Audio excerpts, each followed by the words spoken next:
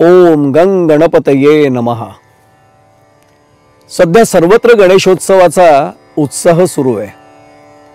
पहिल्या दिवशी आपण पार्थिव पूजन गणेशाचं केलं. भाद्रपद शुद्ध चतुर्थीच्या दिवशी म्हणजे गणेश चतुर्थीच्या दिवशी सर्वांना आठवत असेल की त्या पूजेच्या वेळी अन्य उपचारांबरोबरच आपण गणपतीला 21 पत्री अर्पण केल्या होत्या. हा फार वेगळा उपचार आहे. पत्री म्हणजे नेमकं काय याचाही अनेकांना उलगडा होत नाही. समंत्रक म्हणजे मंत्रासह जी पानं आपण वनस्पतींची गणपतीला भक्तिभावानं समर्पित करतो, अर्पण करतो, त्यांना पत्री म्हणतात. पण या पत्रींचं जसं धार्मिक महत्व आहे ते केवळ धार्मिक महत्व नाही, त्याला आयुर्वेदिक महत्व देखील फार मोठं आहे. आणि आपल्या लक्षात असं आलं असेल की आपले पूर्वज किती विचारपूर्वक त्यांनी हे सगळं केलं असेल. त्यांनी या पद्धतीने विचार केला की निदान आवश्यक ज्या वनस्पती आहेत त्या गणपतीला पत्री वाहण्याच्या निमित्ताने का होईना लोकांनी जपाव्यात, त्यांचं संवर्धन जतन करावं, हा भाग त्यातला खरं तर अपेक्षेचा आहे. आणि म्हणून या पत्रींमध्ये दुर्वांपासून अगदी अतिप्राचीन आणि भव्य आकाराच्या पिंपळ वृक्षापर्यंतच्या अनेक वनस्पतींचा समावेश आहे. मी आत्ताच म्हटलं की दुर्वा अत्यंत लहान म्हणजे अगदी बारीक गवताच्या स्वरूपामधल्या आणि पिंपळ वृक्ष मात्र फार मोठा. अशा विविध आकारांच्या या वनस्पती सर्वच औषधी गुणांनी युक्त आहेत. त्या केवळ धार्मिक आध्यात्मिक कारणांनी नाही वाहिल्या जात. त्या वनस्पती आपल्या शारीरिक, मानसिक, आध्यात्मिक आणि सार्वजनिक आरोग्यासाठी अत्यंत उपयुक्त मानल्या गेलेल्या आहेत. संक्षिप्त स्वरूपात त्यांची माहिती देणं कठीण असलं तरीही आपण थोडक्यात आढावा त्यांचा घेण्याचा प्रयत्न करू. पिंपळ म्हटल्यानंतर आपल्या सर्वांना कल्पना आहे की अहोरात्र प्राणवायू देणारा वृक्ष म्हणून तो ओळखला जातो. प्राणवायू म्हणजेच रासायनिक परिभाषेत त्याला ऑक्सिजन असं म्हणतात. आज ऑक्सिजनचं महत्व नेमकं काय आहे हे प्रदूषणाच्या युगामध्ये प्रत्येकाला माहीत झालेलं आहे. या पिंपळ वृक्षाचा प्रत्येक अवयव, प्रत्येक भाग हा औषधी आहे. मुळात पिंपळ हा बुद्धिवर्धक आणि रक्तशुद्धीकारक म्हणून ओळखला जातो. त्वचा, पोट आणि दंतविकार यावर तो अत्यंत गुणकारी आहे. या पिंपळ वृक्षाची जी फळं आहेत ती पिकलेली फळं खाल्ली तर व्यक्तीचा तोत्रेपणा दूर होतो. म्हणजे बोलण्यातले जे काही दोष आहेत ते दूर करण्याचं सामर्थ्य त्याच्यात आहे. या पिंपळाची साल कोवळ्या स्वरूपामधली आणि त्याची सुकी पानं ही सुद्धा जर आपण खाल्ली आणि फळं त्याची वापरली तर त्याचे अनेक औषधी गुणधर्म आपल्याला आयुर्वेदामधले वैद्य सांगू शकतील. त्यामुळे पिंपळ जर मगाशीच म्हटलं की हे कशासाठी पत्री म्हणून वापरलंय की गणपतीला वाहण्याच्या निमित्ताने आपण या सर्व वनस्पतींचं संवर्धन आवर्जून करत असतो.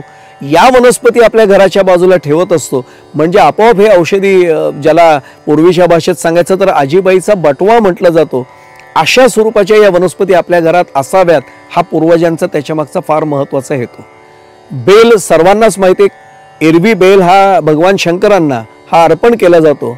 पण या बेलाची पानं या पत्रीमध्ये फार महत्वाची मानली गेलेली आहेत. आतड्याच्या आजारांवर खूप उपयोग या बेल वनस्पतीचा आहे.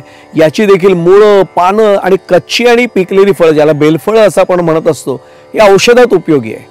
टॉन्सिल्सचा जेव्हा त्रास मुलांना होत असतो तेव्हा त्या बेलाच्या पानांचा काढा फार उपयोगी आहे.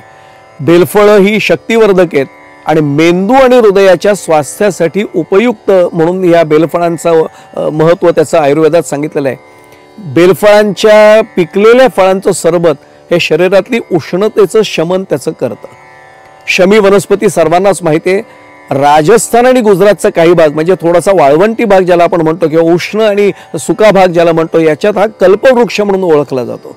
शरीरातील उष्णतेचा नाश करण्याचा महत्वाचा गुणधर्म आहे आणि याची साल जर आपण उगाळून वापरली तर यांनी व्रणनाश होतो.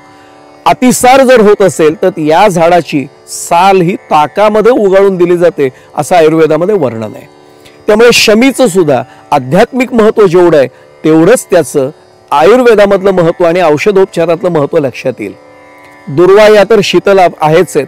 जखमेवर पानांचा लेप केल्यास रक्त वाहणं बंद होतं आणि जर घोणा नाकातला फुटला तर नाकामध्ये या दुर्वांचा रस म्हणजे अंगरस मुद्दामून घालतात.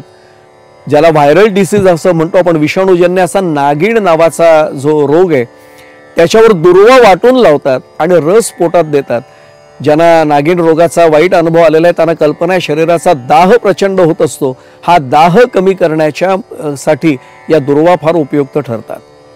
धोत्राचे देखील 3 प्रकार आहेत, काळा धोत्रा, पांढरा धोत्रा आणि राजधोत्रा. पण यातला पांढरा धोत्रा जो आहे हा पूजेमध्ये वापरतात, पत्री म्हणून आपण त्याचा उपयोग करतो. दम्याचा रोग असेल, आकडी असेल, फुफ्फुसाच्या नळ्या सुजणं असेल, स्नायूंना येणारे झटके आहेत, याच्यावर हा धोत्रा फार गुणकारी मानला जातो. या धोत्र्याची पानं खोड वाळवली जाते आणि त्याचा नाकाने जर आपण धूर घेतला तर निश्चितपणे दम्यामध्ये आराम मिळतो. खरं तर धोत्रा विषारी आहे, पण याचे विषारी गुण सुयोग्य मात्रेत वापरले, पर्याप्त मात्रा जर त्याची वापरली तर त्याचा औषधी गुण आहे हा सर्वात महत्त्वाचा भाग आपल्या लक्षात येऊ शकेल. तुळशीचं महत्त्व आपण काय सांगायचं. तुळस तर प्रत्येक घराच्या दारामध्ये ती असतेच. घरगुती उपचारामध्ये या तुळशीला अनन्यसाधारण महत्त्व आहे. हा देखील शांत करणारा वनस्पतीचा भाग मानला जातो. सौम्य, ज्वरघ्न, शीतहर, वातहारक, कफनाशक आणि उत्तेजक आणि वायुनाशी असे अनेक गुणधर्म तुळशीमध्ये आहेत. कान दुखत असेल तर तुळशीचा रस कानामध्ये घातला जातो असं आयुर्वेदात सांगितलं जातं. पूर्वजांना हे माहिती होतं. पानं उष्ण धर्माची आहेत पण बी मात्र शीतकारक आहे, म्हणून तुळशीचं बी आपण नेहमी उन्हाळ्यात वापरतो. आपल्या सर्वांना कल्पना आहे. तुळशीची माती जी आहे ही कीटक दंशावर, विशेषतः गांधील माशी वगैरे चावल्यानंतर या तुळशीच्या वृंदावनातली माती ही त्या कीटक दंशावर लावली जाते. आणि गजकर्ण असेल तर तुळशीचा रस लावल्यास त्याचा फार मोठा फायदा होतो, हेही आपल्या लक्षात येतं.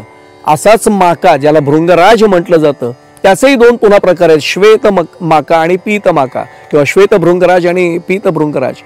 याच्यातही पाचक, कृमीनाशक, कफनाशक असे गुण आहेत आणि या माक्यामुळे रोगप्रतिकारक शक्ती आपली वाढते.